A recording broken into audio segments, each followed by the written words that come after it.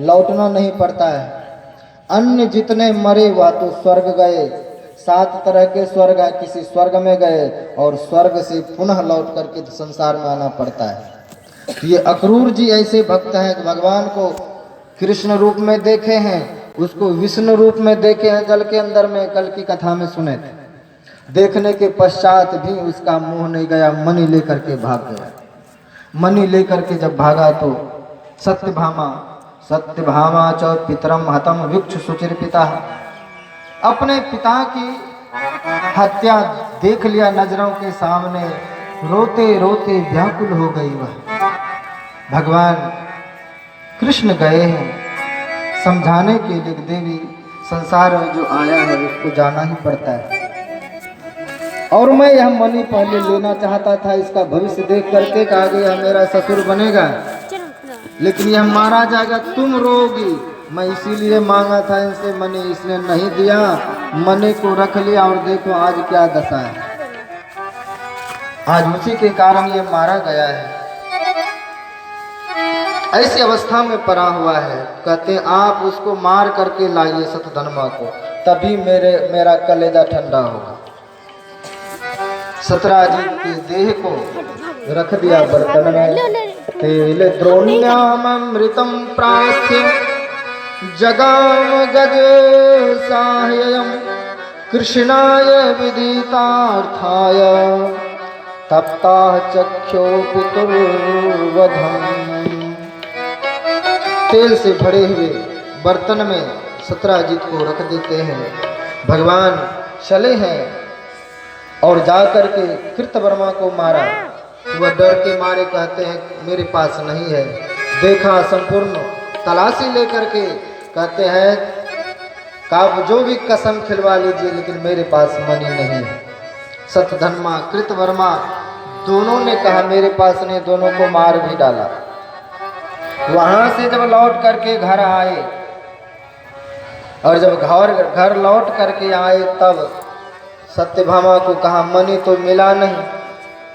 बलराम जी कहते हैं कन्हैया तुम झूठ जरूर बोलते हो, तुमको इस मणि से लोभ था, पहले भी तुम कलंकित हो चुके हो, अब दोनों जो चोरी करने वाला था हत्यारा वो उसको तुम मार दिए, फिर मणि गया कहाँ, तुम ही रखे हो। ऐसे बलराम जैसे भाई में भी एक मणि के चलते उसके मन में भी ऐसा भाव आया कि हमसे झूठ बोल रहे हैं। सत्यभामा जी के मन में भी हो गया कि मेरे पतिदेव मुझसे झूठ बोल रहे हैं, मणि तो इसी के पास है। भगवान अब परेशान हो गए, तो पहले तो लोगों ने बदनाम किया, अब मेरे भाई बदनाम कर रहे हैं, मेरी पत्नी बदनाम कर रहे हैं, इसको भी मुझ पर विश्वास नहीं, मेरे वचन पर विश्वास नहीं है। बहुत ढूंढवाया उस मणि को, पता चला कि मेरे भक्त अक्रूर चला गया है कहाँ। वह तीर्थों में जाकर के बड़े बड़े उस मणि से सोने प्राप्त करते हैं, आश्रम बनाते हैं, भंडारा देते हैं, कर रहे हैं सत्कर्म ही, लेकिन अपने तरफ से कर रहे हैं। मैं कर रहा हूँ बनारस काशी इधर घूमते गए और भंडारे के अच्छे अच्छे काम किए। एक दिन अक्रूर को पुकारा गया, आप आइए यहाँ।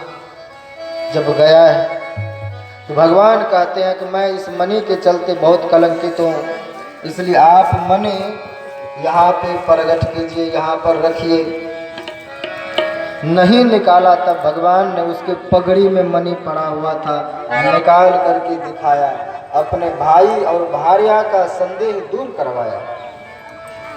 भगवान दिखाना चाहते कि संसार में एक धन के लिए, मणि के लिए, पैसे के लिए अपने लोग भी अपने नहीं रह जाते। ऐसी क्या भाई से बड़ा धन है? क्या है बड़ा? कहते अगर आपके हृदय में धर्म नहीं है, सत्य नहीं है, तो आप भाई से भी छल करेंगे, अपने परिवार से भी आप छल करेंगे।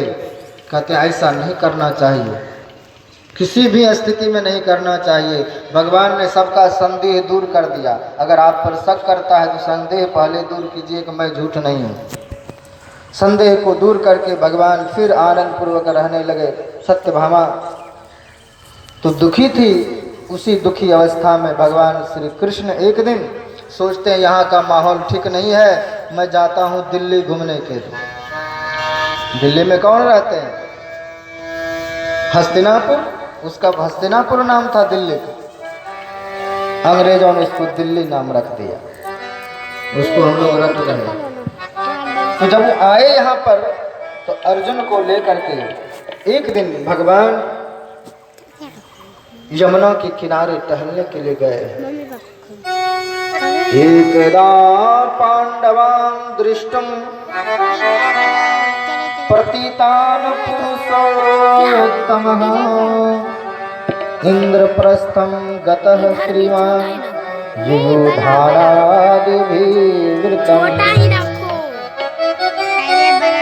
युयुधान भगवान का भक्त है, सेवक है, उसको लेकर के गए हैं। और जब गए हैं तो सुबह में रथ पर सवार होकर के एकदा रथमारूढ़ विजयो वानरध्वजं गांडीवं धनुरादाय चूनो चाक्षय साकं कृष्णेन सन्निधो। जब भ्रमण करने के लिए निकले हैं, यमुना पुलिन पर चल रहे हैं, तो देखते हैं कि एक युवती बैठ करके ध्यान कर रही है। ध्यान में वह लीन है। तो भगवान शौक से घूमने नहीं आए हस्तिनापुर, ध्यान